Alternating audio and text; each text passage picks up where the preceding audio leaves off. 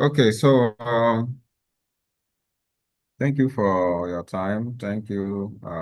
So far, it's been a wonderful session, wonderful sessions. And today, I understand is going to be our last day. So we'll just round up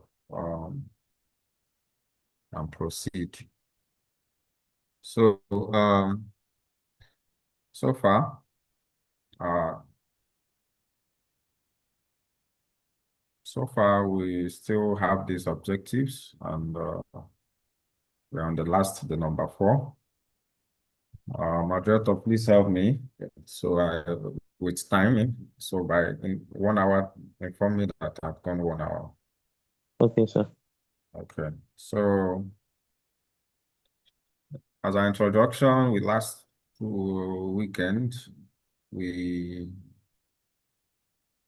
introduced the seismic data interpretation, and told it's a process of identifying and analyzing seismic reflections. And we know that your reflections in your seismic data are due to the geology in the subsurface. So whatever you're seeing in the reflections uh, after the seismic data has been processed, all things being equal, assuming there are no artifacts in your data sets introduced during the processing, it's believed that every other thing you're seeing are geologic features coming from the subsurface. So when you're interpreting your data, you're trying to identify these features and give them meaning in terms of geology. Okay, just like shown here on this panel or the in your that is being displayed. You can see a seismic stack section, and someone interpreted it to identify different faults and give ages to different reflection time and events. So the thing there is when you're doing interpretation, it all depends on your skill, your knowledgeability, your experience, and also the data quality. The data quality plays a role. Your skill and experience in geology also plays a key role. So in the industry, the aim is to always interpret the seismic data to come up with the best subsurface result and information. But sometimes the data quality can hinder that, can hamper the interpretation, and so you're limited to the quality. Your interpretation will be limited to what the data quality is like. So I also told us when you are carrying out seismic interpretation, you analyze the data to identify elements and reflections. When you're doing that, you're paying attention to the reflection parameters that are present in terms of arrival time and continuity of events, shape and amplitude of the your reflection events, amplitude of the events, frequency and interval velocity. So all this is referred to as your seismic perceived. And at the end of the day, the seismic perceived will help you narrow down on the positional environments, lithology and fluid type, and structure and stratigraphic styles within the basin where the data came from.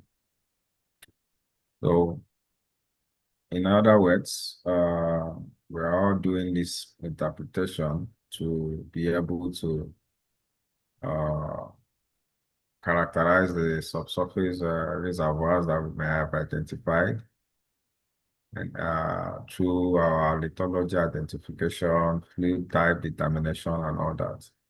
So, without wasting time, I also told you about the different seismic geometries and fascies, from simple geometries to progradational to complex. And we also did a little classwork where we tried to uh, define the seismic geometries that are present in the stack section displayed. Uh, Okay, and some of you responded and with very impressive responses to this assignment. So the next thing we talked about was polarity.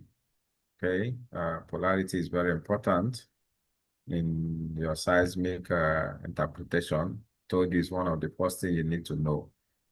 Why you get your seismic data before you start any interpretation work, you need to know the polarity of the data. Okay, and polarity simply tells you the relationship between the signs of your seismic reflection and the change in acoustic impedance at a geologic interface. So whether the reflection coefficient is positive or negative, is that positive a peak or a trough? And there are two conventions for polarity, the American Polarity Convention and the European Polarity Convention. And in the Niger Delta, we use the American Polarity Convention, where if there is a positive reflection coefficient, it will be represented as a peak. Okay, so if you're interpreting data that came from Europe, you just have to know that they will most likely consider the peak to be the positive reflection to be a trough. So whichever data, wherever your data is coming from, just make sure you know the polarity, and there are ways to know. So the essence of knowing your polarity is that one, it helps to maintain the accuracy of your data, interpreted data. It helps you in consistency. So everybody within a particular region or working in a basin uses one convention.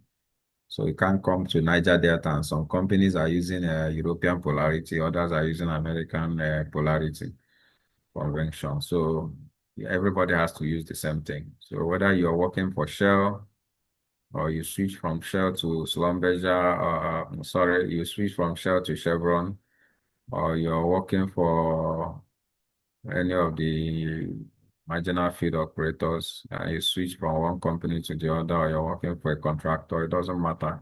The polarity will be the same. Positive reflections in terms of reflection coefficients will align with the peak. It also helps us during quantitative analysis, and then it increases our degree of certainty when we are working within a region in terms of the accuracy of our interpretation.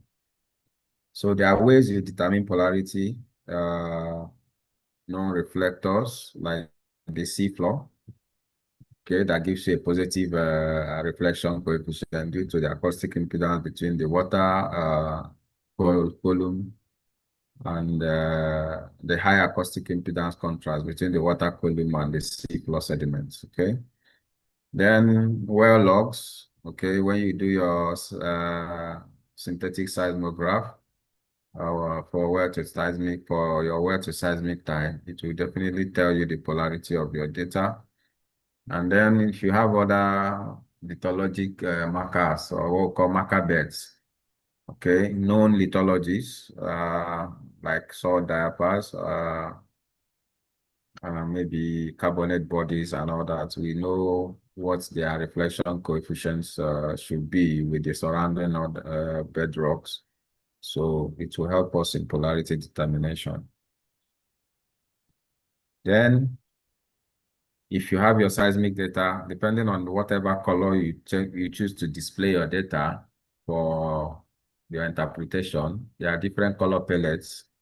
You must know who falls under who. So if you're choosing red, blue, white, you must know whether red corresponds to peak or blue corresponds to peak. Okay, these are the basic things you need to know before you even start picking, doing fault mapping and all that, interpreting the geology. You need to know the data you're working with. So there are different color displays in seismic uh, softwares, different software. No matter the software you're working with, they will have different color palettes. So whichever color palette you choose to use, depending on how visually appealing it is to you, for whatever purpose you're using it for. You have to know who is peak and who is trough. So in terms of your polarity.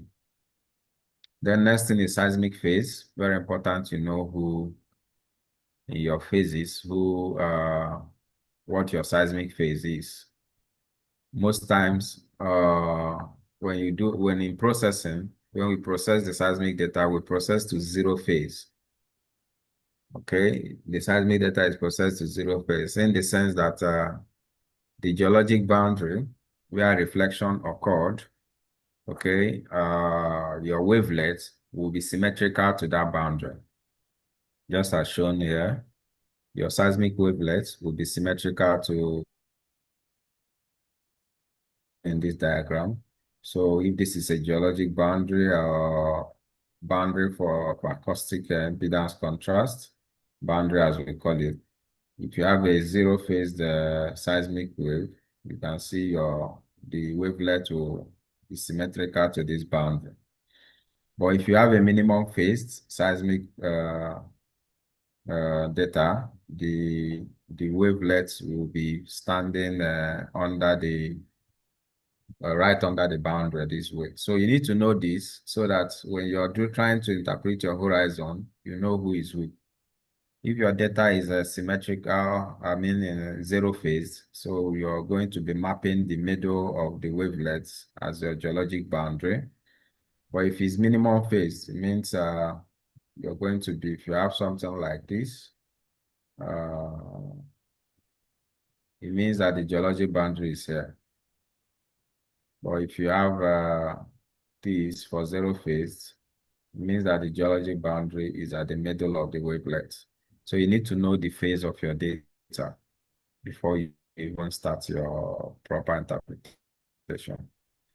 So data can be zero phase, phase, or mixed phase. But most times when we process the seismic data, we're processing to zero phase. Okay. As said earlier, ways to determine your polarity and your phase. One, through your seismic to well tie analysis. Okay. It's also very necessary for you when you're doing DHI, direct hydrocarbon indicators analysis. You need to know your polarity and your phase. And then understanding your polarity and phase helps your interpretation. Where you don't know this polarity and phase, you can run into challenges with your interpretation and map wrongly. So you're mapping your top where it's supposed to be, and maybe if you don't know your polarity and your phase, you can make a mistake and map wrongly. So I'll get to that in a jiffy. So without wasting much time, we moved down. We did these assignments in class where we try to explain polarity and phase and all that. Then I explained the DHIs, so direct hydrocarbon indicators, bright spots and dim spot, and even polarity reversal, which are very useful if you're to interpret your seismic data. Your bright spots can point to the presence of hydrocarbon. Your dim spots, the same thing, and your flat spots can show you your oil water contact or your gas oil contact or gas water contact. That's your fluid contact in the subsurface. Okay. We also did a little assignment on that. So today we'll be diving into seismic interpretation workflow. Okay. For you to actually do your seismic interpretation, you have a workflow that you follow. For me, I normally take this pattern or this workflow. One thing you must know that this workflow is not cast in concrete. You can decide to start doing structural interpretation first after you have loaded your data. You can start by doing your well to seismic tie. But one thing is certain, you cannot do your horizon mapping if you have not done well to seismic tie. Okay, so what I'm trying to explain is that you can load your data and do your structural interpretation first. Okay, before you start doing these other ones. But you can't do this one if you have not tied the seismic and the well, and you have not done your lithostratigraphic correlations. So your structural interpretation can come immediately after loading, or you can do that subsequently. Uh, when you want to interpret your seismic data, you need a set of data sets. One, you need the seismic data itself. Then you need the well logs. You need the well header. You need the well deviation data. And then you need a check shot of VSV. So the data sets you need is number 1 to 5, very important, before you can actually say you're doing seismic interpretation. You may or may not have number 6, which is your core data. So your data sets, you must know this. Your check shots, your deviation data, well header, the well logs itself, and the seismic data. So if you have only seismic data, it's possible for you to start doing structural interpretation, mapping of fault and all that. But you can't go beyond mapping fault if you don't have your well logs and the well header and deviation data and check shots. The check shots will be used to tie the seismic and the well together. In fact, if you don't have a check shot in Petrel, you cannot display the well log on the seismic data. Talk more of tying them together. Then for your interpretation, you interpret your structure, you interpret your stratigraphy, and then at the end of the day, you build a geologic framework of the area, the data set, the subsurface where the data set came from. And that is typically when you get to the points where you build a geologic framework, you've interpreted the faults, you mapped your identified horizons of interest, maybe your reservoirs, and you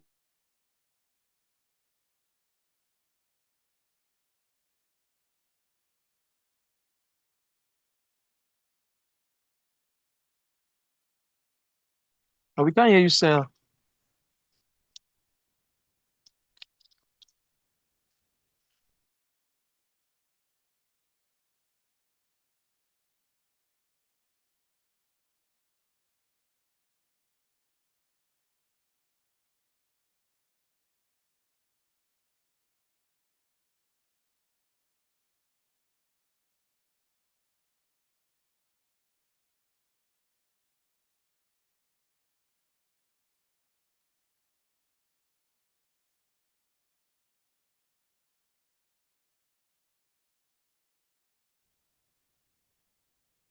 hello, are you guys still with me?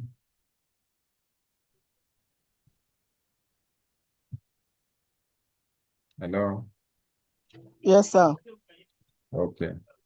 So by the time you've done your interpretation, you would have built a framework in subsurface geology, and then whatever interpretation you've done can be used to build a static model of the subsurface and build a model that gives you a replica of what the subsurface looks like.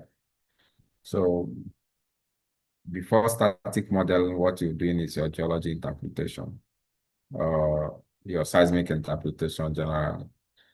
So when you get your data sets and you load them, for instance, in Petrel, mind you, there are several other process interpretation softwares apart from Petrel. So when you get to an organization and they are using a software outside Petrel, so you don't get confused, because in the universities, most times we talk about Petrel. Petrel is very popular. Okay, it's a very popular software, but there are a lot of other softwares out there in use. So don't get it twisted. There is only Petrel. There is Open Detect. There is Geographics. There is this Russell Homes Cell or something. There's a Kingdom. So, but the thing is that all of them, no matter the software you're using, geology is geology. Geophysics is geophysics. Everything we've talked about remains the same, whether polarity, phase, fault is fault, reservoir rock is reservoir, and all that. So it doesn't matter the logs are logs. It doesn't matter the software. So it's like somebody trying to say, I can drive a car, and because your dad had a Toyota Corolla, and that's all you've been driving, or maybe a Toyota Camry. Tomorrow, if you see somebody else, another car that is not Toyota, you now say, I cannot drive this one, or it's not Toyota. So I just want you to have that at the back of your mind. Don't be intimidated by software or the name of the software. Okay, I can tell you that for free. Remember, if you look at my CV, I did my first degree in geology, my second degree in geology, but I ended up as a geophysicist. So when I got to the industry and I found myself doing geophysics, I only had to start reading and learning and adopting. And I've used like two or three different softwares in geophysics. So when using this software, the software is interested in your knowledge about the fundamental knowledge you have. The software is just a tool. So if you can use a cutlass to cut grass, you can also use a lawn mower to cut grass. You can also use a kitchen knife to cut grass. If only you can bend down and bend down, kneel down in the field and start using using the kitchen knife or the a hoe, whatever. So don't get confused about softwares. So one thing is when you load your seismic data into a software or you create a project in a software, you have to select a coordinate system, meaning where the data came from. So this template is from Petrel. So you have to indicate where your data is coming from. If you're in Nigeria and you are to work on a data that is coming from Angola, you have to tell the software that the data is from Angola. Some people may be in America and they're interpreting data from the Niger Delta.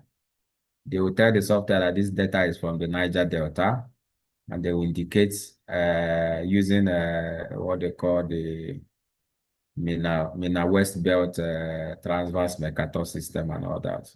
So you must know where your data is coming from. Then you indicate in your data whether you want to be working in meters or in feet.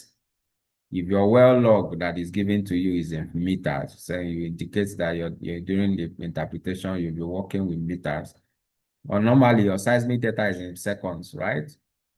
Remember, there are two ways to migrate seismic data. I told in processing. There is the PSTM, this T,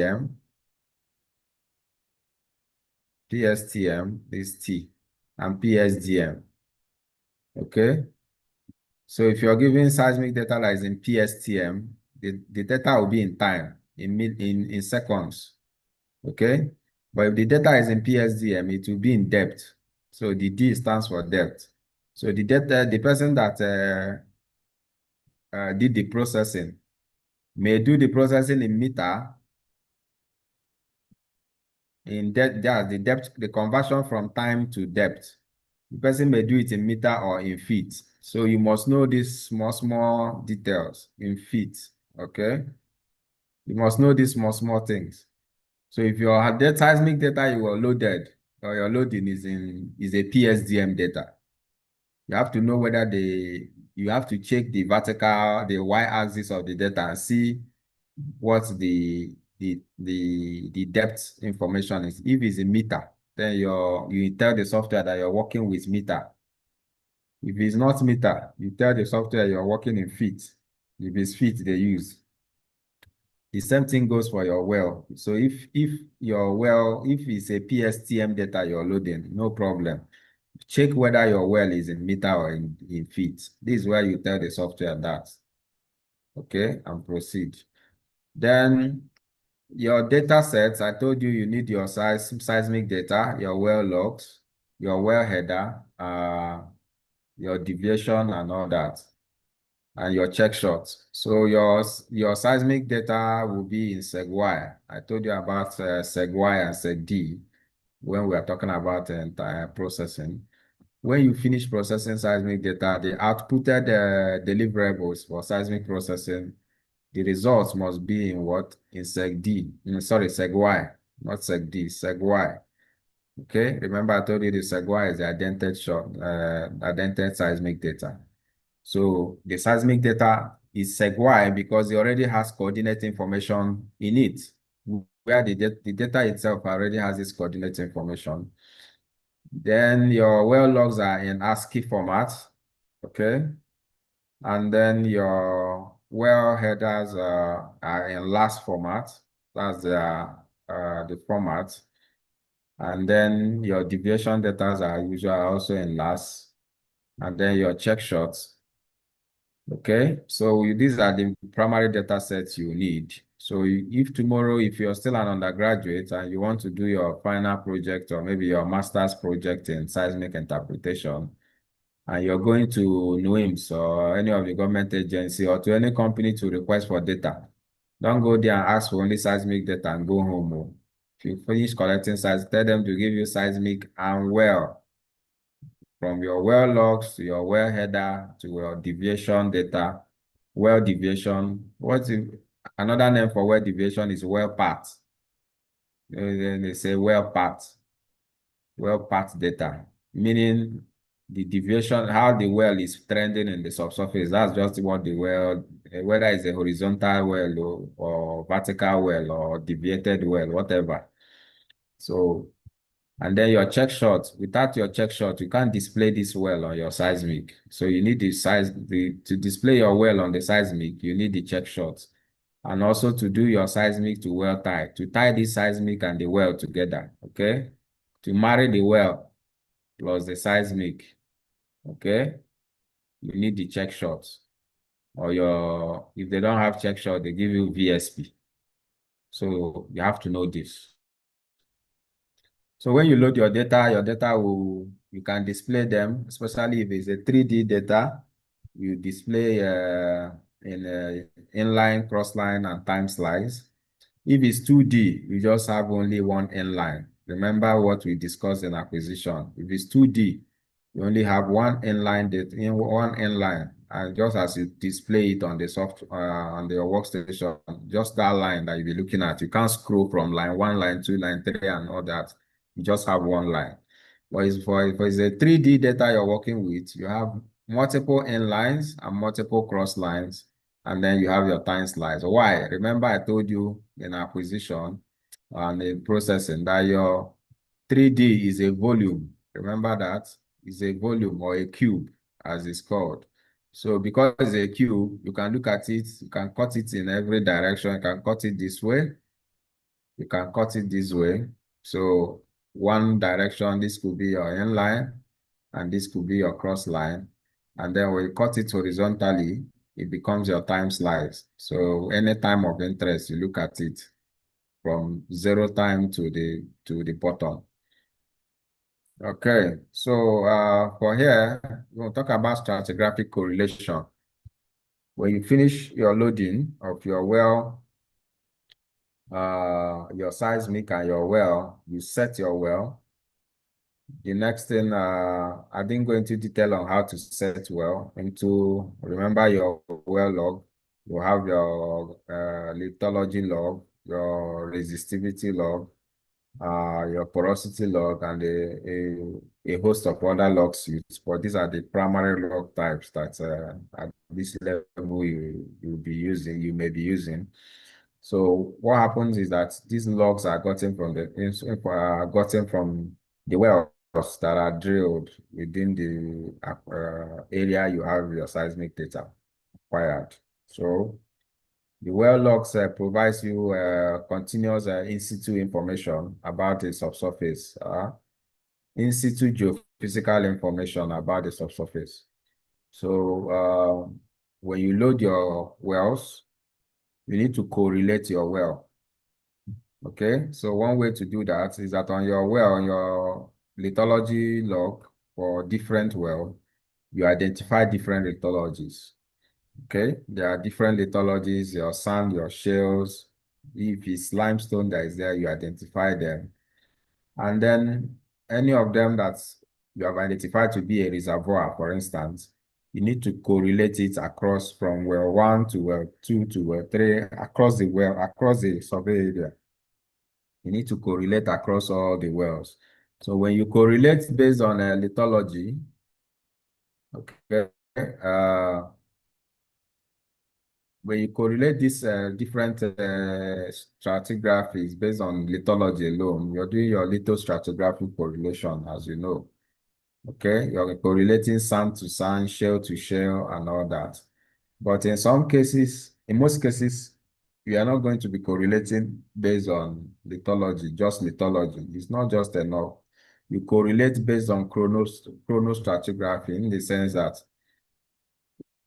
in terms of their age, okay, in terms of age. So, meaning that a particular sand unit you're seeing in a particular reservoir, a particular well, you can correlate it to another sand unit or a shell, so in another well. That is if you're doing what in terms of sequence stratigraphic correlation. So whichever whether you're doing lithostratigraphy or chronostratigraphy, when you finish your well correlation, you you have the well information recorded. You call the well markers or your your tops. In literature, I call them the tops. So you have identified your tops, your reservoir tops, and then you have something like this as displayed. So you have, for instance, you've identified this particular sand unit to be a reservoir. On this is let's say this is well one, and this is well two. Okay, so you identify this particular sand unit in well one and another sand unit in the same well one. So you correlate it to well two and then find the same sand unit in well two here. And then this is the second sand unit. So using your resistivity log, you have identified that in well one, this sand unit, the sand B, it has what? It has hydrocarbon on the circled area. And then also in well two, it has hydrocarbon. So you are mapping the top of this reservoir and the base. Okay. So you do that for all the identified reservoirs. Not only reservoirs will be mapped, you also map your biomarkers. That's what we call biomarkers. Different units that depict different age, geologic age. You can say maybe this is the top of Miocene, top of this particular age and all that and all that. So this is the things that will be marked. So at this your level, your reservoir identification is what you do. To identify biomarkers is beyond your scope because you'll be needing your more information than just your well logs. And that was done by expert stratigraphers. They will need the core data because from the core, they will do biostratigraphic interpretation and then use the biostrat data to identify the well markers in the well. Okay, so markers are not they can be your marker can be in shell, it can be in sandstone, but what the marker is depicting is age, different geologic age. Okay, so for your level of our level in this class, your interest is in your reservoir sands. Okay, so you identify your reservoirs using your resistivity log to depict where you have high resistivity, which is corresponding within a low gamma reading area, which are your sands. So if you had finished this log correlation, the next thing is I'll talk about is when you finish your log correlation, you keep to it. You're not going to start using it to map your horizons immediately because you will need to now do your well to seismic tie. So what does well to seismic tie simply means?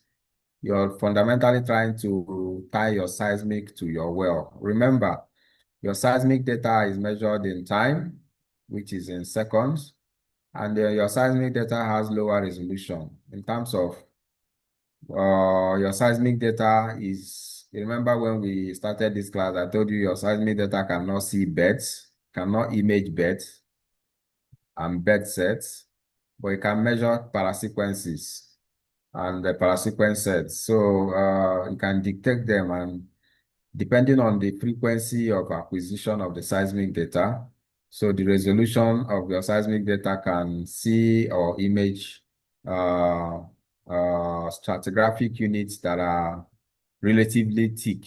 So small stratigraphic units that are maybe tens of feet in size, in terms of maybe 2 feet, 3 feet, 5 feet. Your seismic data may not measure image them. So if you're measuring image stratigraphic units that are relatively very thick, okay? But your well log, on the other hand, has a higher resolution in terms of stratigraphic resolution. Your well logs can image geology up to 2 feet interval, 4 feet interval, and so on. And your well logs are measuring in meters and in feet. So except a situation where your seismic data is already in depth, that's your PSDM, okay, where they have similar measurement measurement unit. So but in most cases, you may be working with seismic data that is still in time, especially at the stage of exploration. Because if you also remember when I taught you in processing, you do PSDM when there is high geologic complexity, and you also do PSDM when you have already gotten to development stage. So you already drilled well, you're already producing. And I also told you cannot do PSDM without doing well, without having drilled well. So most times your seismic data may have still be in time and not in depth. So you need to marry it with your well, or establish a relationship between the seismic and the well. So that's what your seismic to well tie simply means. So to do that, you also, in other words, what you're trying to do when you're doing well to seismic tie is to say that that's interpretation you did earlier under stratigraphic correlation. Those reservoirs you have identified, let's say this is our reservoir A, top and base, for instance, and this is our reservoir B, top and base, for instance. We want to we want to say we want to say uh we want to tie the seismic and the well such that this reservoir A that we have identified as a top, where is it falling on the seismic? Is it here? Is this our reservoir A? And is this our reservoir B? So you need to marry your uh, seismic and your well so that you can identify the reflection that you're seeing on the seismic. What does it mean in terms of stratigraphy? Where is it? And your stratigraphy, your well have already proven your stratigraphy to you. So you need to marry together, and to get that done, that's why we are doing the seismic to well tie. So how do you do why do you do that? For your interpretation, it helps you to specify the stratigraphic matter and identify in the well the corresponding seismic horizon, just as I've explained. It also helps you in your reservoir characterization. And above all, you're trying to reduce your uncertainty.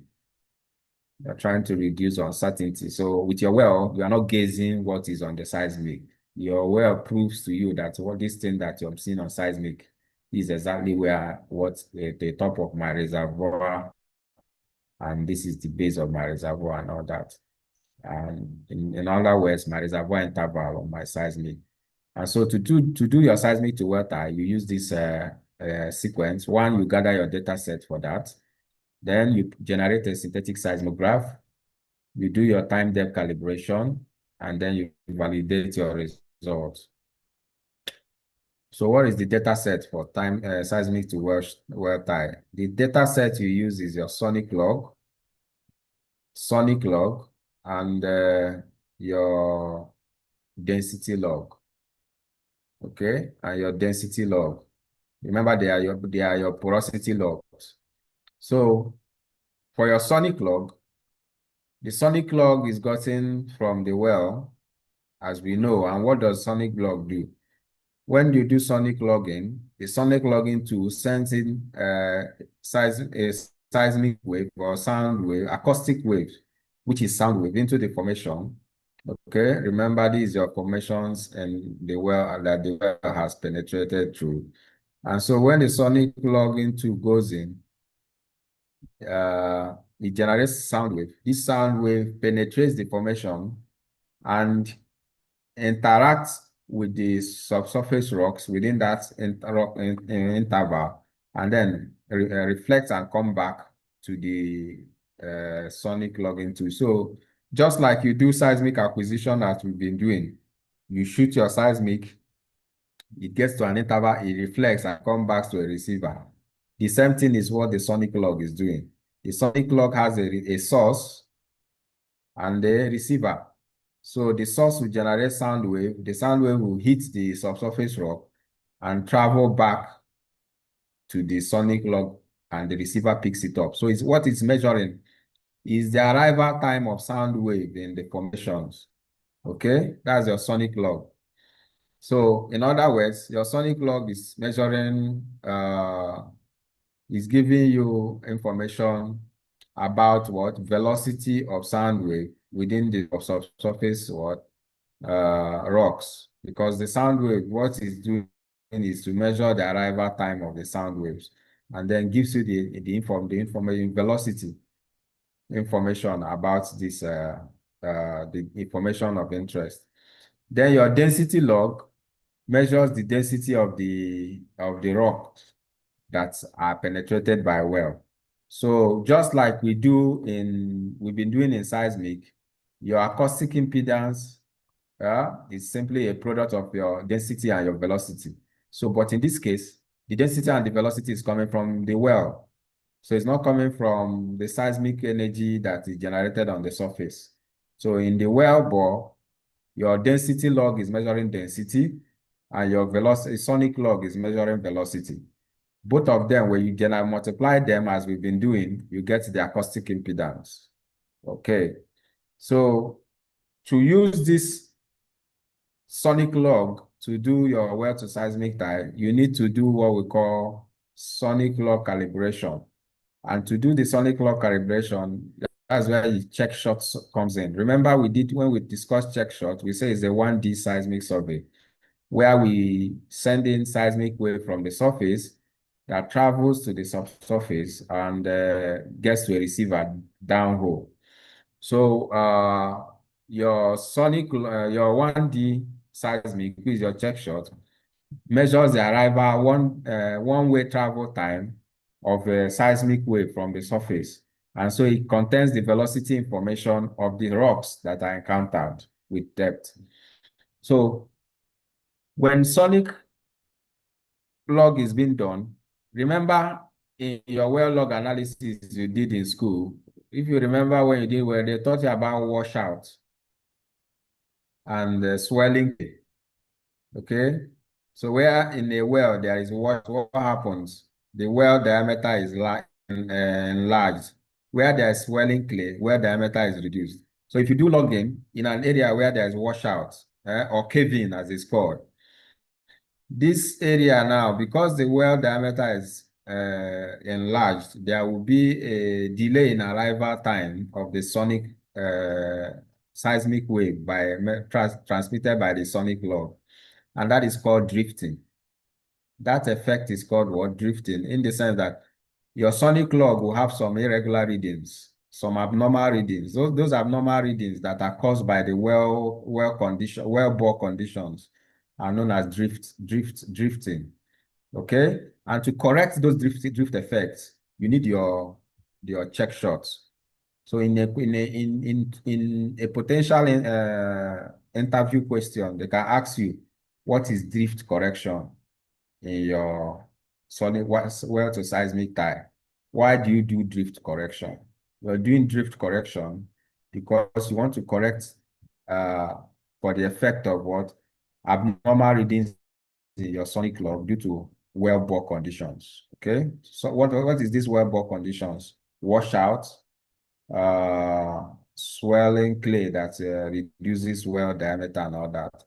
So you need to do this drift correction, and you need the check shots to do this drift correction. So after you've done drift correction, your sonic log is now ideal for your well to seismic tie, and you now use the seismic sonic velocity and multiply it against the density log, and you'll be able to get your acoustic impedance within the well bore.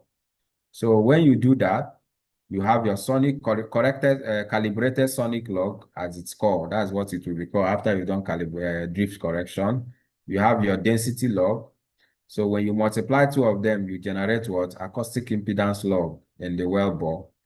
And then with your acoustic impedance log, you get your reflectivity, which is your reflection coefficient. We all know this very well. So with that, a wavelet is generated, or you can convolve. You all know what I mean by convolving. We all generated our wavelets by ourselves in this training series. So you convolve and generate, and a wavelet is generated. And that wavelet that is generated is called the synthetic seismogram. And anybody, yesterday when we tried to have this class, I asked them, what do you understand by synthetic? So I want to ask again, what's synthetic? Artificial. Good. So synthetic means you have generated an artificial seismic wave. So just like we did in that our first class, that we generated an artificial seismic trace. Remember, I gave you a small assignment to do, and all of you generated a seismic trace by yourselves. So if you didn't do it, you've done yourself a disservice.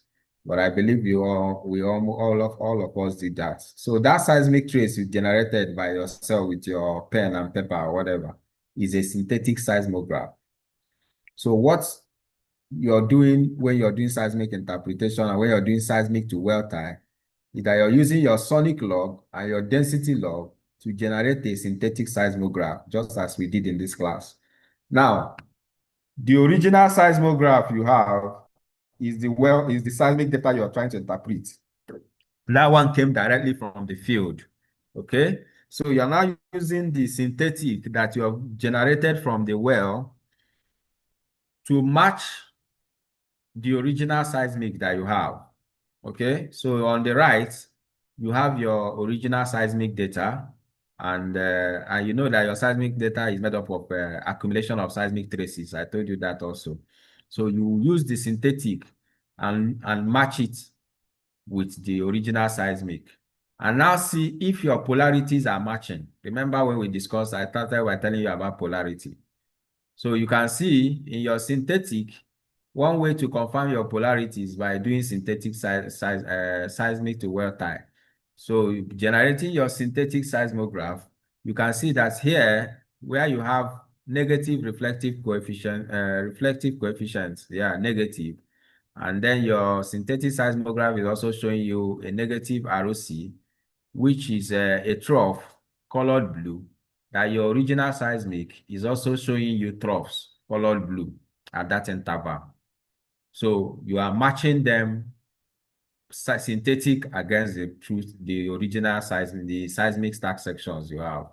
So one thing is common when you are having seismic to well tie, some of the wavelets or your wavelets will not correspond accurately with the original seismic you're trying to interpret. So where you have such inconsistency, you say that there's a mistie or a time shift. There's a mistie or a time shift. So you're going to do what we call bulk shifting. Bulk shift in, I don't know what other software is called it, but in Petra it's called bulk shifting. So you bulk shift this place where there's a time shift to match this wavelets of your synthetic to this main seismic. So there will be a small adjustment that you need to do in terms of timing. And it doesn't mean that your seismic is wrong, or neither does it mean that your synthetic is wrong. The reason why this box shifting needs to be done is that you remember that your seismic resolution is lower than your well resolution. Your well is in feet or meter, your seismic is in time, and your well is measuring smaller stratigraphic features that your seismic didn't measure. So their time alignment will not be very, very, very accurate with each other.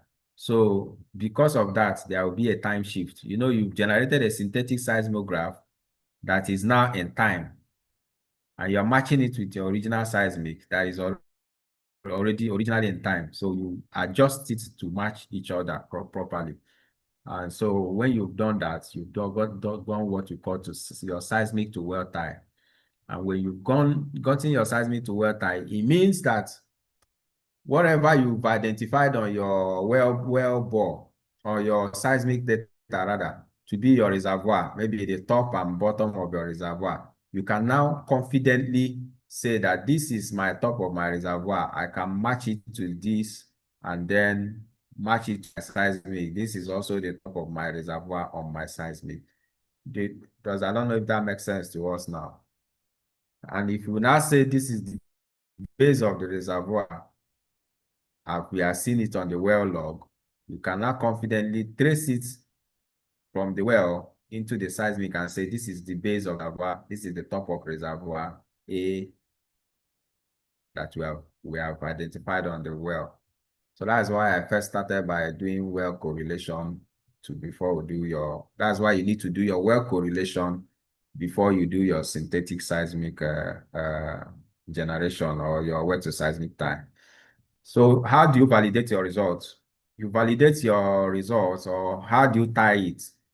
You validate it by overlaying the synthetic seismograph as shown here. You can see this well A.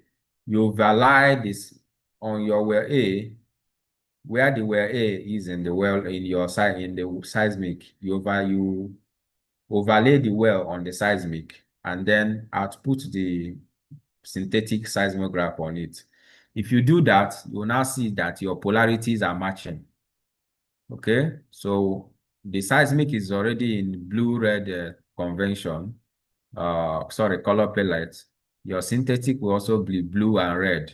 So you can see that wherever you have blue, you're also having a blue in your seismic and your synthetic. They are matching each other as blue, which corresponds to your peak. So if your synthetic is where your synthetic is showing a trough red, your seismic is also showing a trough red. So next thing you do is to activate the well tops. You know, we picked the top of the reservoirs and the base of the reservoir during the well correlation. You activate it and see that where the well top falls on your seismic. So you can see the black dots that they are showing on this one. So it's showing where's my pen? It's showing you the point where on the well you are having these are the black, get a black pen. So it's showing you the point where on your seismic that top, your reservoir top or reservoir bottom, or a particular stratigraphy of interest, it could be a marker. Will show you, it's not showing you this is where that marker is, and it's corresponding to either a peak or a trough. So if it's, for instance, the blue, this one they're calling the Tanzu formation. So if it's this one you want to mark, because you already know that your polarity, your phase, your seismic phase, you also know identify your seismic phase. I didn't mention that here. You also show from your well to seismic tie, your synthetic seismograph, you can also see that your seismic wave is zero phase, meaning that the boundary between the your acoustic impedance contrast boundary is lying at the center of the wavelet. So if you have that in mind, It means that if you now decide that you want to map this particular formation, which is a base, for instance, you can confidently trace the middle of this reflection, which is the blue, which corresponds to a peak. You can confidently trace it and say that this is my reservoir base or reservoir top, whatever it stands for that you're mapping. You can see this one. If you say you're mapping this, you map within here. Now, if your polarity is not zero phase, if your polarity, sorry, not polarity, if your data is not zero phase, let's say your data is minimum phase, and you go and be mapping the reflections in terms of the blue now. You go and be mapping the center of this blue, which is your peak. You have made a very big interpretation error. And you remember also, if this is your top, this could be your base, your bottom. Okay? So this could be your reservoir bottom, the red one. And looking at it on seismic, it looks very small. It looks very small in terms of thickness. But when you look at it in your well, this reservoir could be up to 100 feet in thickness. Okay? So because your seismic resolution is poor, remember, in terms of vertical thickness, seismic resolution is poor. So if you don't know the phase of your data, normally it should be zero phased. But if your data, for instance, is not zero phased, and you make mistake and be mapping the center of your reflection, thinking that you're mapping the geologic boundary, the subsurface, what it means that your geologic boundary could be here. If your data is minimum phased, it means that the geologic boundary is on this white line and not in the center of the blue. So you have made an error. So that's why you need to know whether it's minimum phase or zero phase. Don't assume that is correct, that you know. You have to know by looking at your synthetic seismograph. So to confirm whether you're zero phase or minimum phase. And you can also read the processing report, your seismic processing report, and confirm whether the seismic was processed to zero phase. So don't assume that you know what it is, especially when the data is coming from a region you're not familiar with. Let's say tomorrow you want to do uh, Imperial Barrel Award competition, AAPG Imperial Barrel. They will give you data from anywhere in the world, though. They can give you data from the North Sea, Danish North Sea, European, UK North Sea. They can give you data from Saudi Arabia. Make sure you know the polarity and phase of your data before you start interpreting, or else you can make mistake. That's the importance of your polarity and phase and where it comes into your seismic to well time. I don't know if that is explanatory enough. Should I forge ahead? Yes, sir. Okay. Moderator, have we gone 1 hour? I can hear me. So we have another 1 hour to round up. Yeah, it's been 1 hour now. Okay, good. So the next thing we'll talk about is your structural and stratigraphic interpretation. So for structural interpretation, we're talking about geologic features that are caused due to tectonic deformations. It could be faults, it could be folds. Tectonic forces could have caused faulting and folding, uplifting and subsidence. Other structural features like your salt diapirs, your mud diapirs and all shell diapirs that we have in Niger Delta and all that. So when you're interpreting your seismic data when you're doing structural interpretation, you're looking out for these features.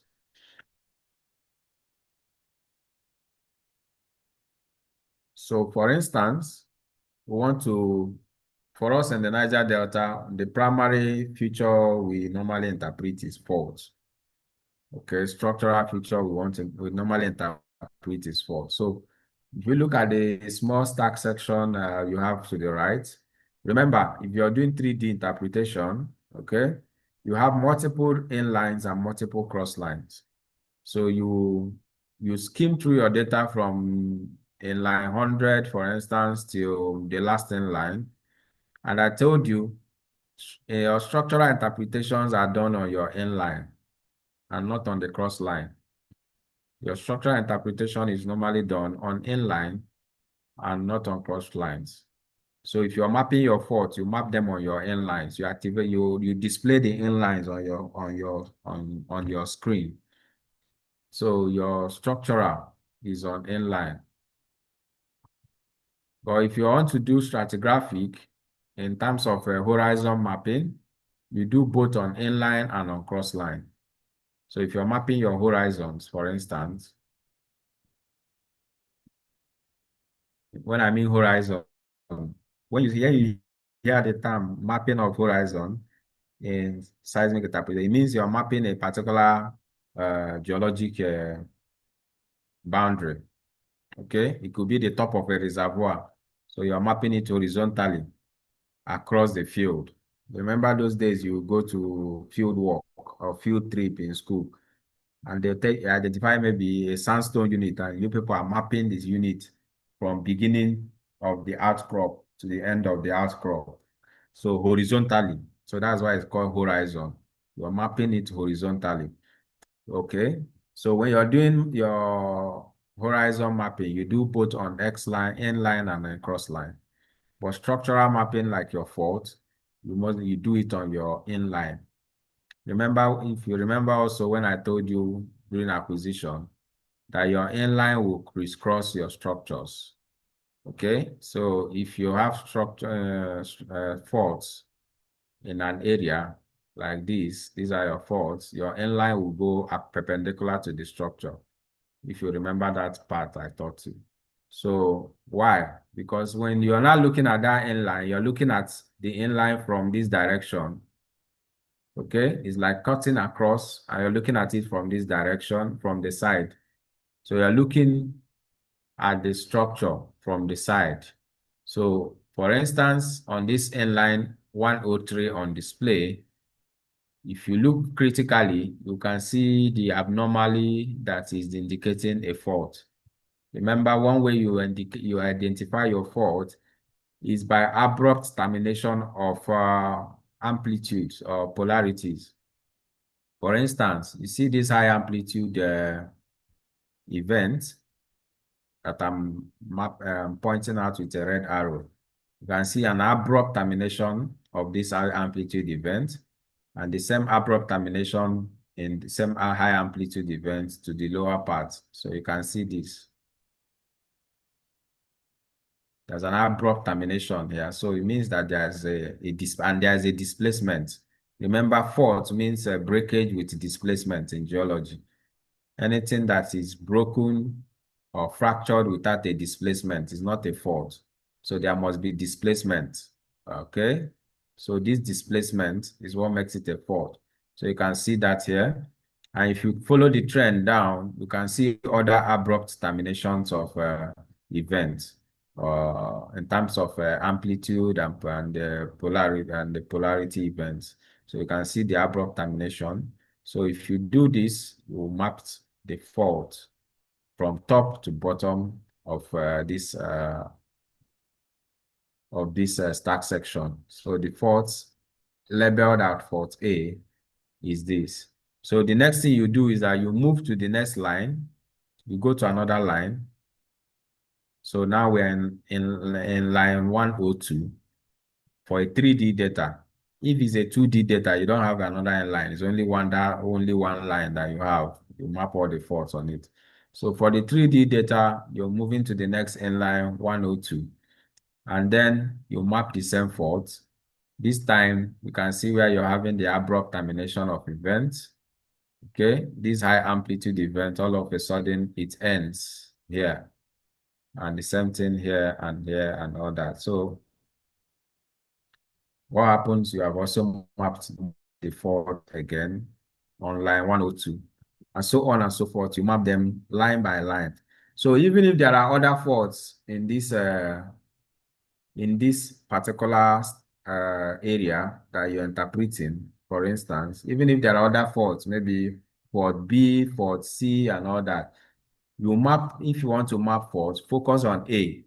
Map A from inlines 100 to inline 104, and then go back to inline 100 and start mapping the second fault. If it's fault B, you start mapping it from inline 100 to the last inline.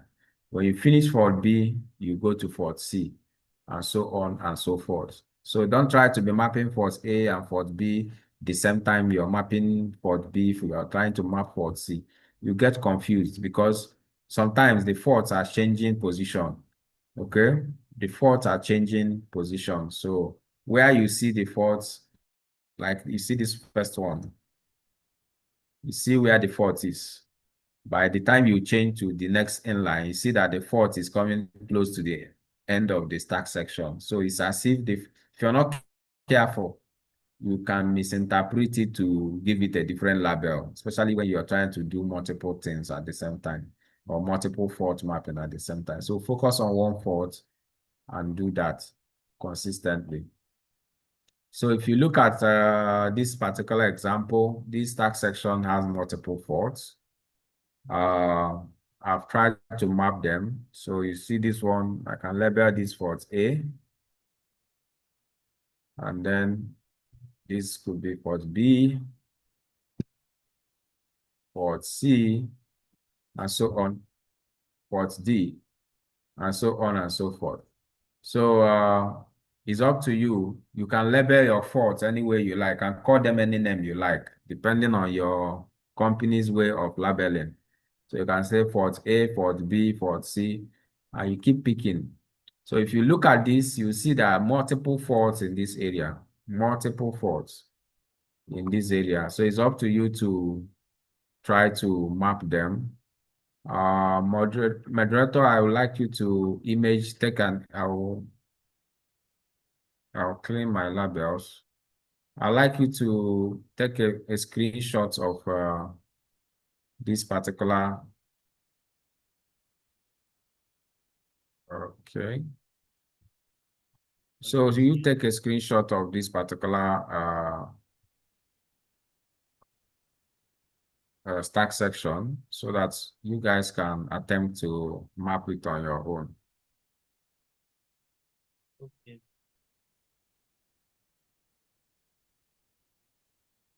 Have you done that? Yes, sir. Okay. So by the time you finish mapping your faults, you will now build up a structural framework of the area you're working on. For instance, if you look at this one, remember in your structural geology class, you remember your hosts on your graben. So if these faults now, for instance, and these faults, if you are to interpret the stratigraphy that crisscrosses them, I'm looking for, I don't know the color to use now. So you can say, for instance, this particular event here, this particular stratigraphy here, if you are to interpret it, you can say this event here is also the same event here, okay? And then this one is also the same event here. Remember your structural geology, because this is a normal fault, this is a normal fault.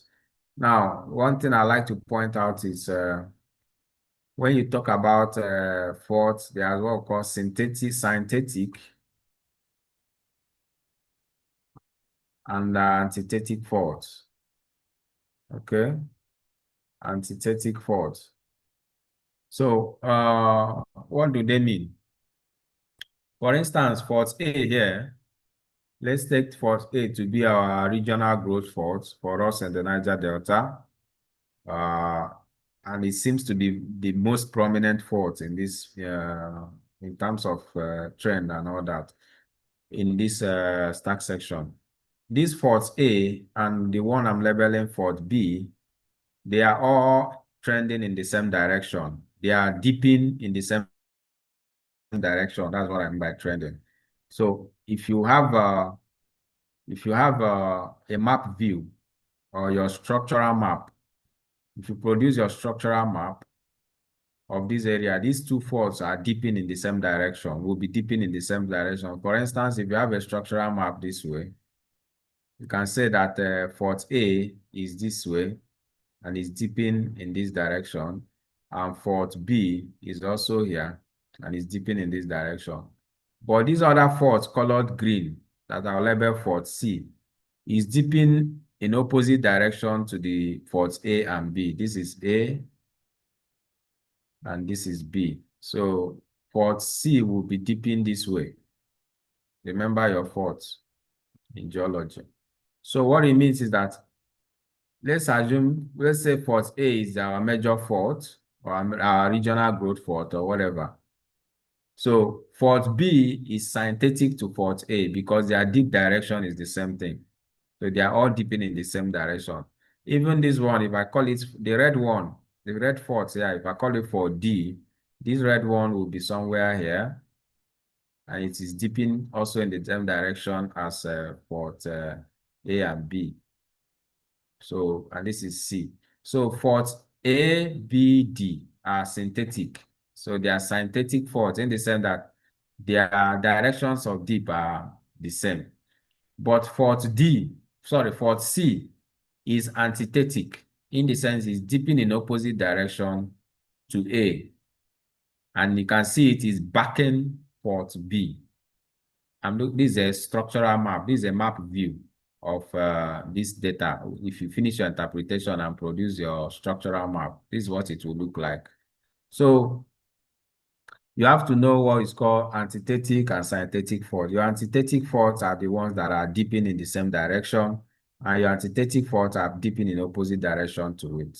So, and you choose who the major direction that you of that all your faults are, most of your faults are trending. Okay, so for us in the Niger Delta, your synthetic faults are usually the ones that are dipping towards the south because you know the Niger Delta basin is trending southwards. So any fault that is dipping southwards is your synthetic fault. The ones that are now dipping northwards are your antithetic fault. So here you have your another fault. If you map this other one, this will also be a synthetic fault to A, and this will also be an antithetic fault to A.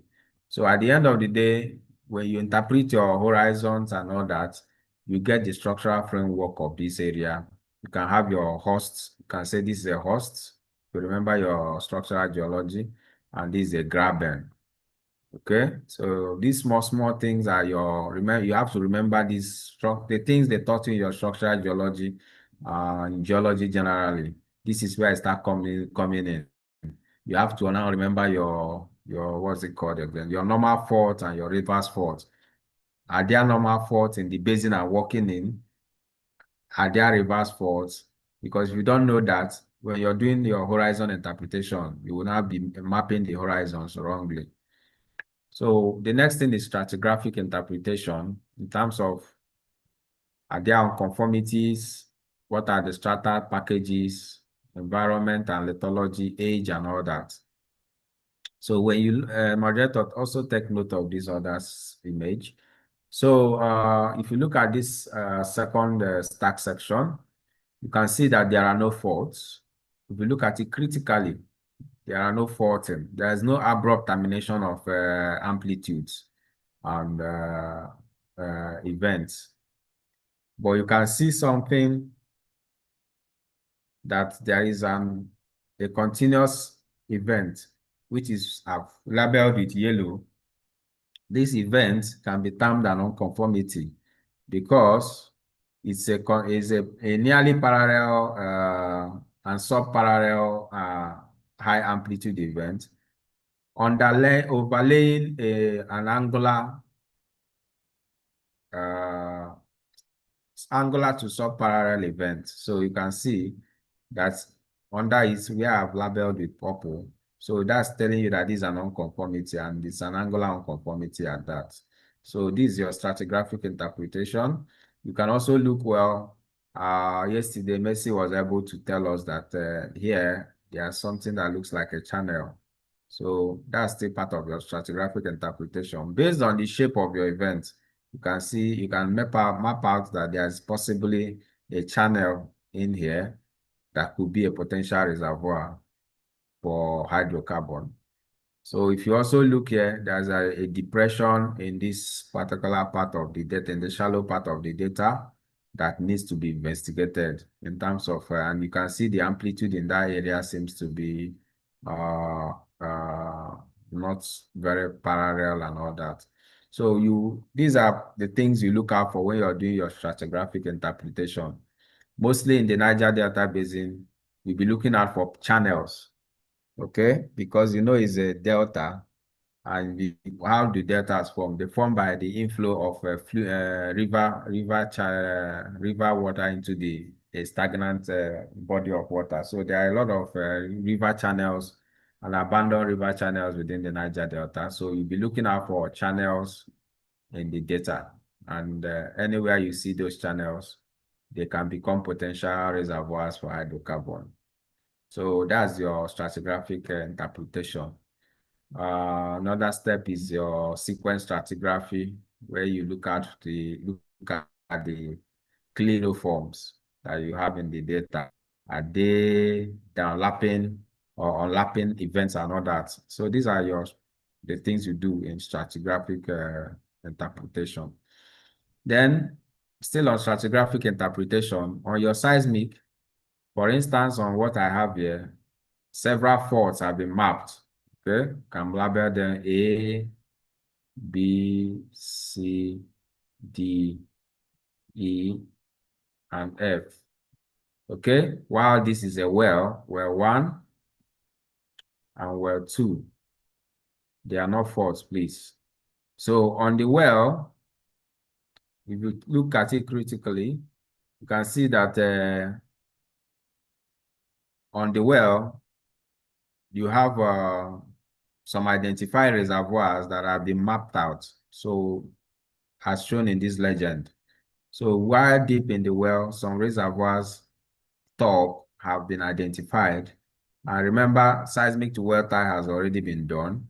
So this interpretation has shown us that the reservoir A is this blue. Okay, this blue reflection or blue event, and our reservoir B top is also this blue event. So your horizon mapping, still part of your stratigraphic interpretation, requires you now to map this blue event across the field against where the faults are. And if I'm to do that, you can see I've mapped this event and then map it across the field. So that's what your horizon mapping is all about. And now, to do this horizon mapping, you need to know the structural style of the basin. In the basin I'm working with, are there normal faults or reverse faults in the basin? So you will not make any mistake. Are there normal faults? Are there reverse faults in the basin?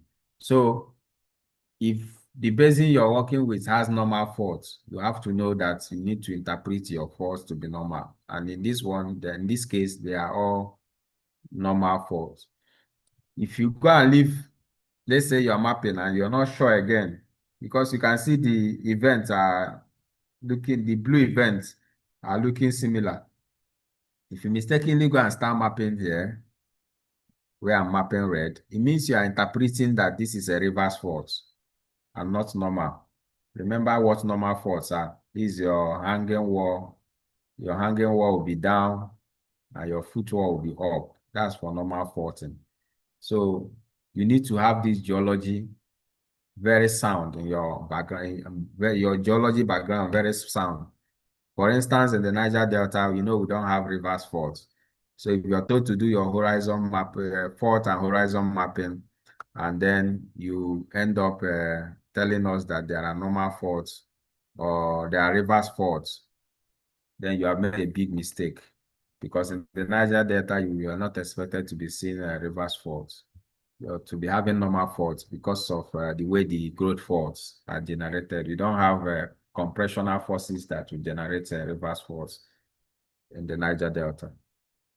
But if your data is coming from another basin where there have been compressional forces that give rise to reverse faulting, then doing your horizon mapping, you have to have that at the back of your mind, and you have to put that into account, that there are possible reverse faults, and you have to interpret accordingly.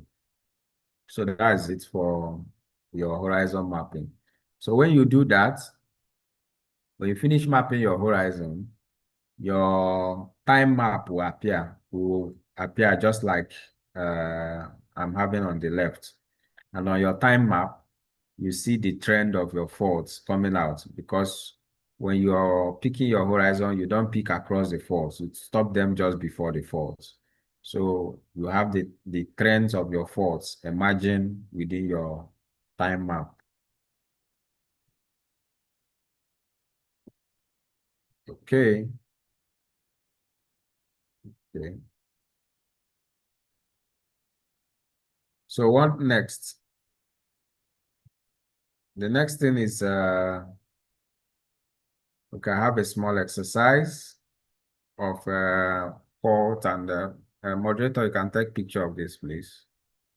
You can just practice this on your own. You have faults, different faults, A and B, and there are other faults that we are not even interpreted. And I say map the identified fault and horizon on the given stack section, identify and map any other faults on the stack section. The stack section contains only normal faults, so a particular horizon have been mapped. So try to see if you can map horizon B and C by yourself in your spare time.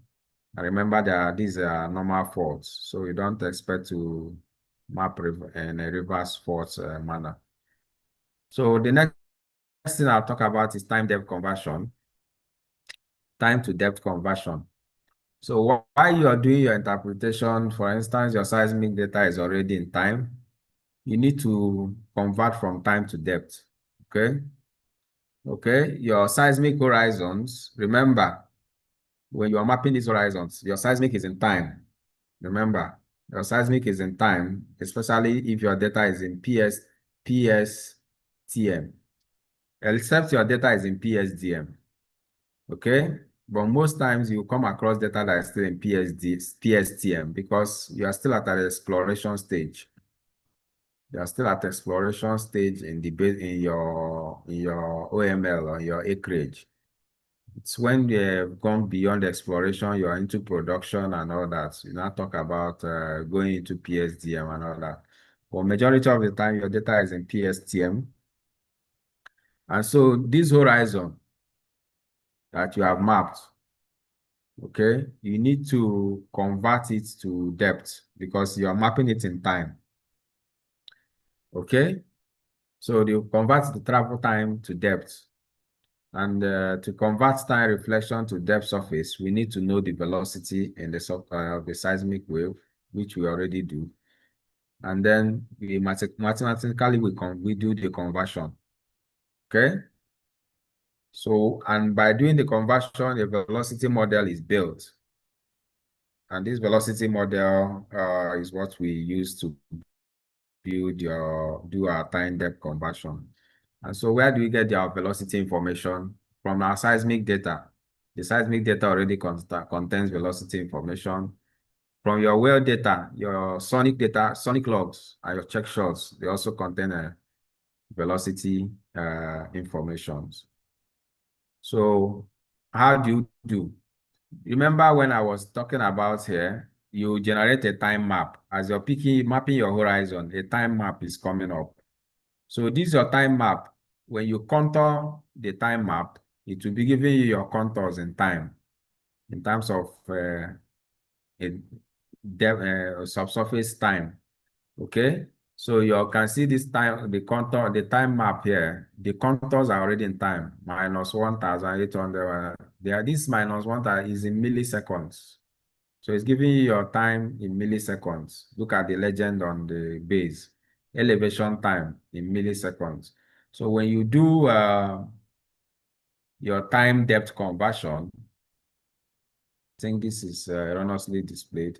When you do your time depth conversion, it will convert your elevation time to this elevation time to convert it to depth. So your time map will be converted to a depth map. So that's the essence of doing your time to depth conversion on the processing software. So the interpretation software you're using will do that. You have a way to do that. And the essence is for you to convert your time map. Your time map automatically generates as you're mapping your horizons. Okay, and then you contour the time map. So you need to change it from time to depth so that when you now see any structure, you know the depth that structure is occurring in the subsurface. Okay. The next thing you do after you have your time map is to convert those time maps to surfaces. Your time maps are in 2 dimensions. You need to mention that your map, as the name implies, map is like you're looking at something on paper. So it's in 2 dimensions. So you need to convert it to a surface. So if you convert it to a surface, you now have it in such a way that you can view it in 3 dimensions. So if you convert it to surface, you have it in 3D. So if you have it in 3D, you can flip the surface in any direction you want to look at it. Look at it from above, from under, from the right, or from the left. So that's the process things you need to do. But at this stage, you are not playing around. You have interpreted your geology in terms of structural. You have identified and mapped this surface. You are now looking at this surface. So when you're looking at it in 3D, you can see how concave the surface is. Because if you remember when we were mapping this surface, for instance, you can see that the trend is not a flat surface we are mapping like horizontally flat. Based on the geology, you see the way it's trending. It's at an angle. The surface is dipping from northeast. If I put a legend here, where is northeast? Northeast is somewhere here. So the surface is trending, is dipping this way. Northeast to southwest. So this is the direction of dip of our surface. So when you convert it to your 3D surface, from map view to surface view, you can look at it in 3 dimensions and see how it's dipping. And because it's dipping in northeast southwest direction, you see it will have its own. Remember how it was dipping. You have this concave shaped structure. Okay. And you remember it's the top of our reservoir.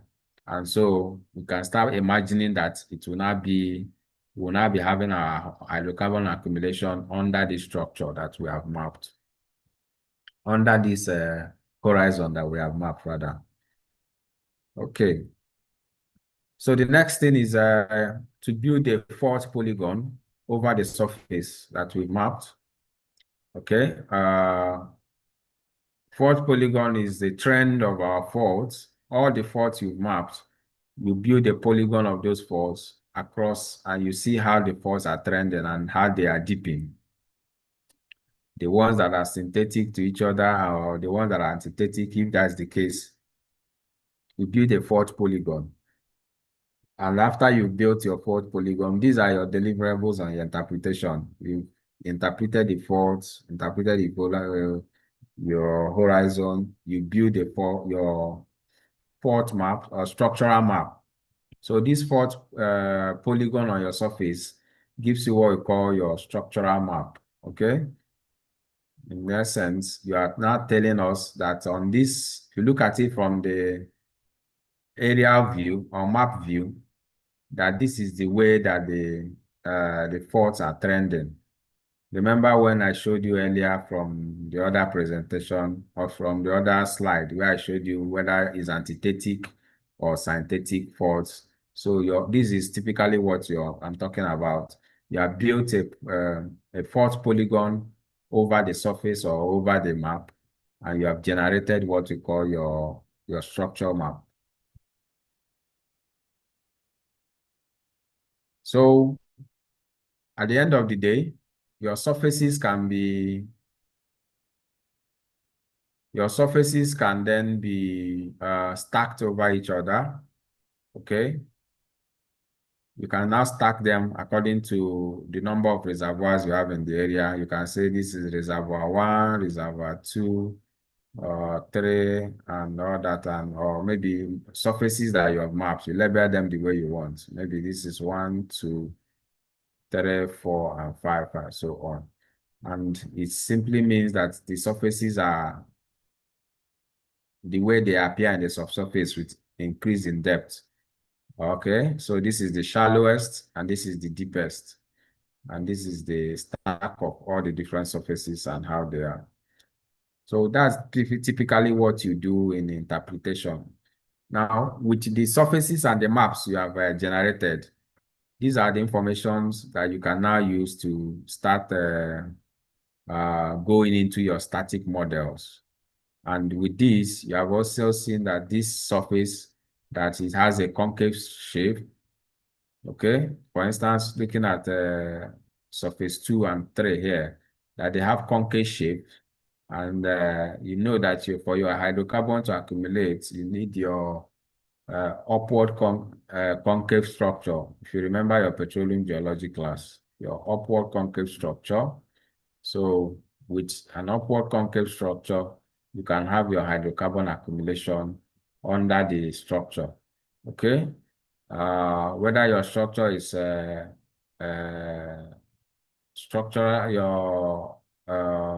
anticlinal structure is fault bound or whether it's not fault bounded, it doesn't matter. The important thing is that you have your anticlinal structure that could be which are been identified as your reservoir level or the top of your reservoir that you have mapped. So that is typically what you do in seismic interpretation. So the last thing we'll talk about before we round up is seismic attributes. Seismic attributes. What do we mean by seismic attributes? I will just briefly bring this to your attention. They are measurements of seismic data, such as amplitude, deep frequency, phase, okay, that are used by interpreters to enhance their interpretation, okay, and to pay attention to features of interest.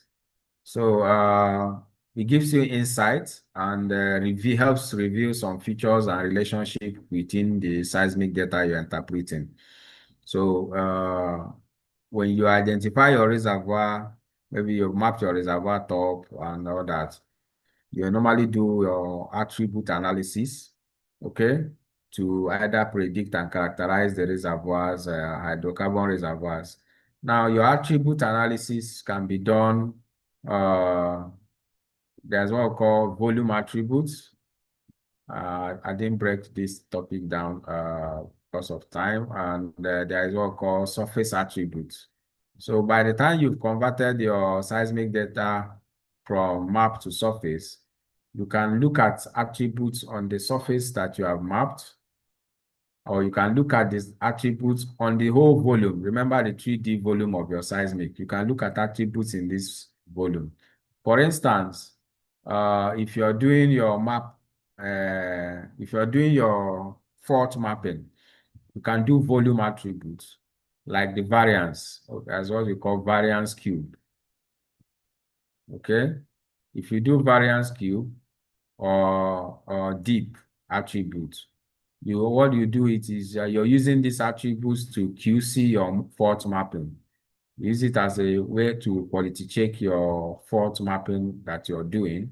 So there are different attributes. There are a lot of them. I will share a particular Schlumberger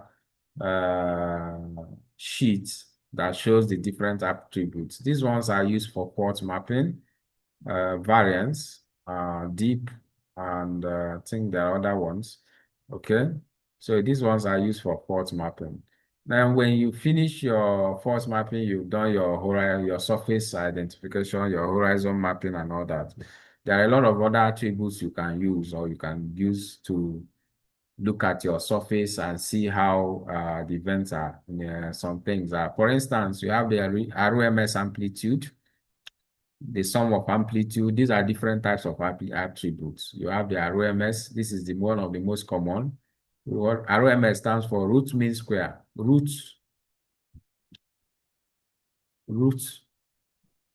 mean square of your amplitude.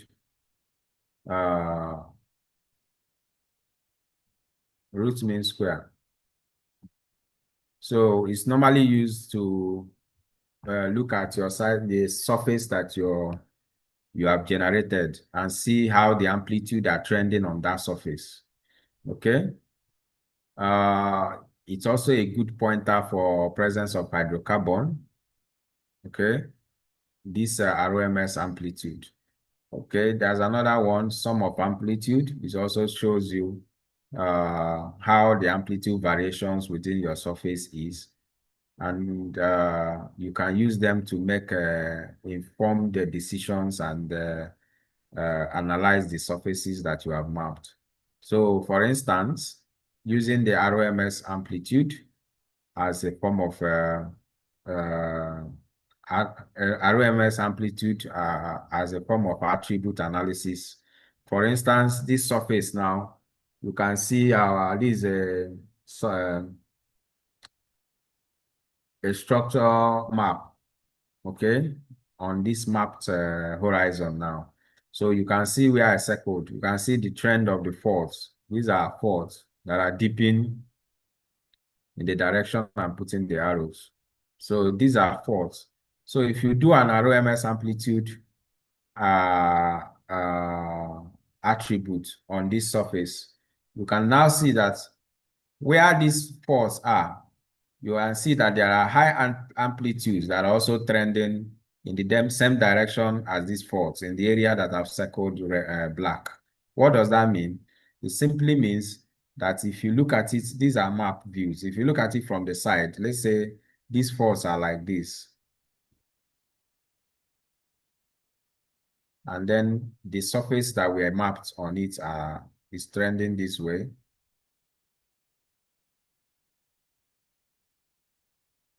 Okay. So what does that simply means? Let's say we have this. It simply means that for you to be having high amplitude, it means that there are potential, possibly that these faults are trapping hydrocarbon. Okay, there are potential, there are possibly trapping hydrocarbon at these faults are possibly trapping hydrocarbon. So along these faults, because of the presence of this hydrocarbon, the amplitudes are relatively very high compared to other parts of the seismic of the surface that you have mapped. So you can see that where you have these faults that are trending, they are having higher amplitudes there. So showing that these faults are trapping hydrocarbon, which is giving these high amplitudes. Okay, so this is the side view interpretation of what this map is showing you here. So this is what attributes helps you to do. There are several attributes, and each several attributes that have several importance in your interpretation. But for these basic interpretations, ROMS is one of the very most important or mostly used attributes, and for surface map analysis. So with this, I think I've done some justice to our class. When it comes to seismic interpretation, the knowledge base is inexhaustible, but I think I've given you, okay, somebody is raising his hands. Hassan, go ahead. Yeah. Okay. Good evening, sir. Thank you for the knowledge being shared. So I Okay. want to get something right. For example, now if you have acquired a field now, like you've gotten the exploration license. So now after taking your seismic, Yeah.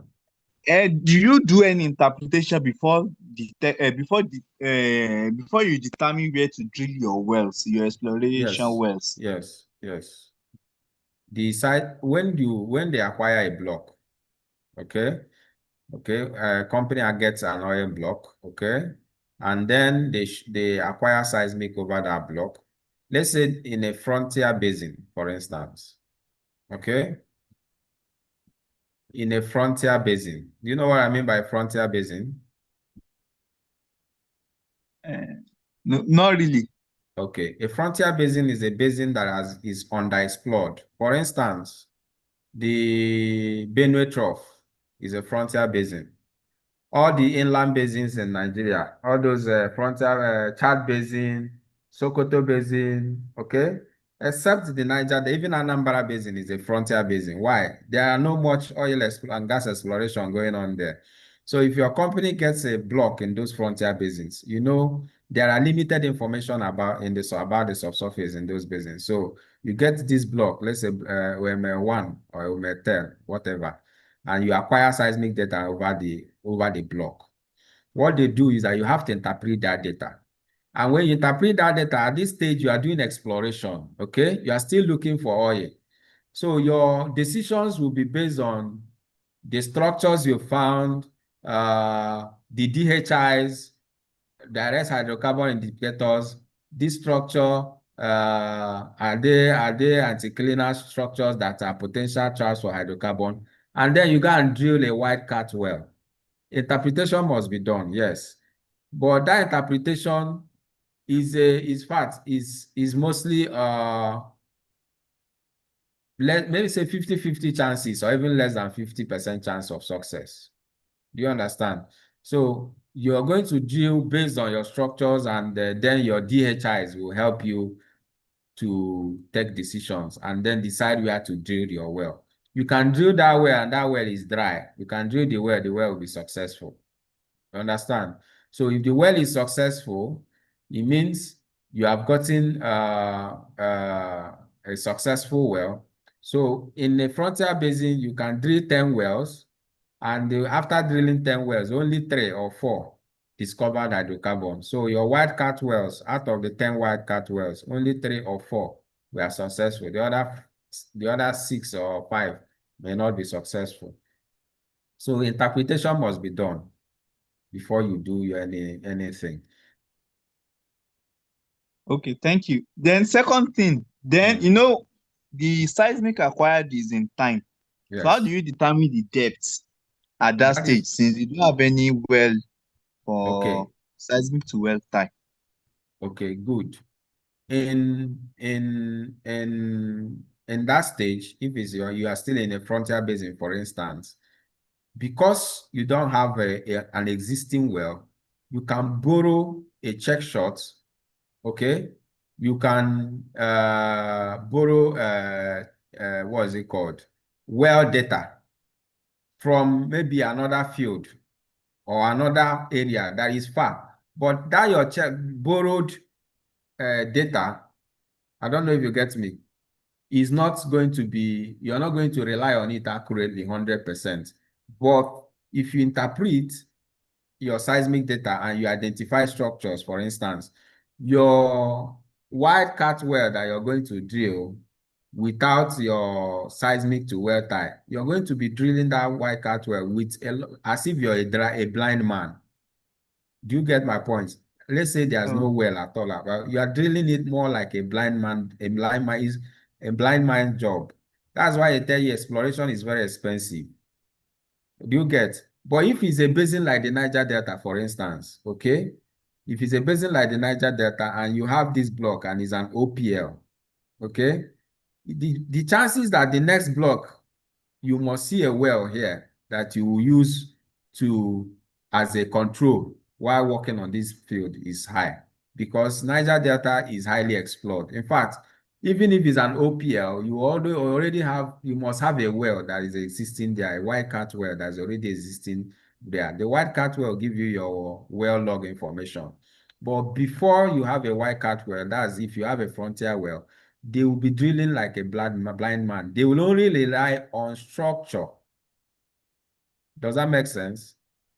They are going yes. to be relying only on structure, and then they are going to be inferring the possible depth based on literature.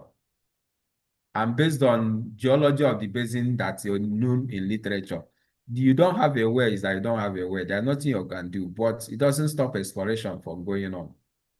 Do you get? That is why if you Yes. look at the history of oil and gas exploration in Nigeria, they tell you that they discovered oil in Nigeria in 1950, I think 1956, in Oloibiri or whatever. Yeah, we are in present day Bayelsa. It's in 1956 also. That is not when exploration started though. Exploration in Nigeria started as far back as 19, maybe 1920 or so. After Wow. discovery of coal, they started exploring. That oil well in Oloibiri is not the first oil well. They've been drilling oil well in present day Imo State, and they've been drilling in present day River State. Why they consider the one in Oloibiri in Bayelsa as the first major oil discovery, because that's the one that they drilled. They drilled it as a white cat, and what happened? They discovered commercial quantity of hydrocarbon. You get that point? Other ones they drilled before it, when they discover nothing, they plug the well and abandon it. But what happens? You use the information from that white cat well that didn't discover any oil, because it's not telling you the ground truth information about the geology, the different formations, their depth of occurrence. You can do check shot on that well, even though the well is dry, and then use that check shot to as a control while you're working in other areas in that basin. I don't know if you get the point. Oh, I understand your point, sir. Okay. Thank you very much. Any other question?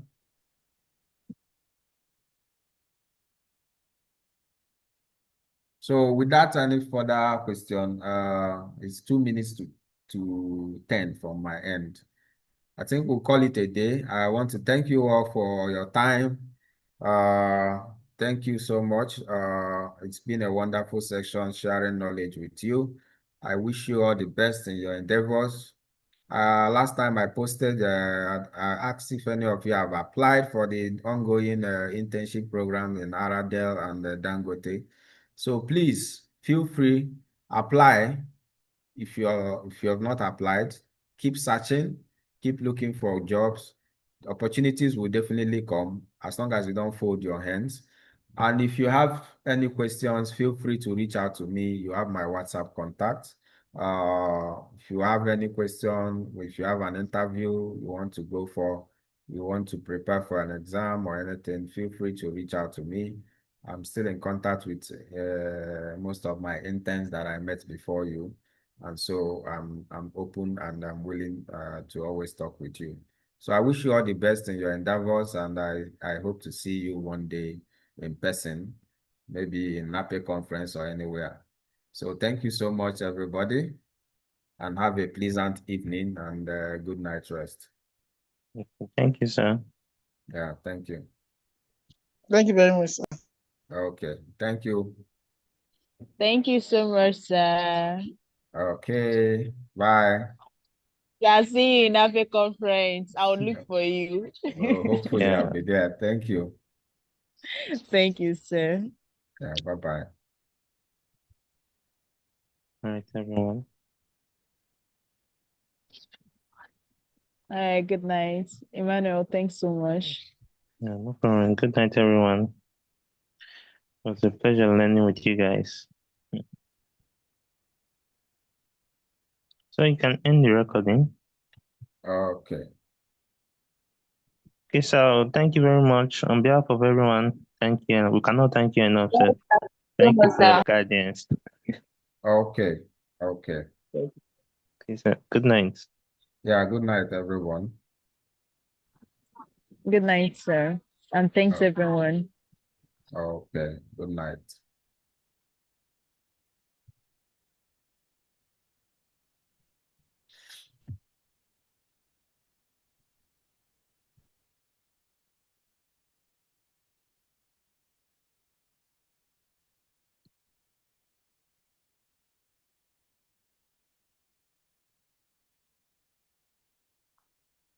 Have you ended the recording?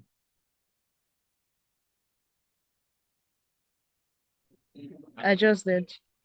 Okay. Good night. Bye. All right, good night. Thank you so much. It's a pleasure working with you. Thanks so much. For the I future. know.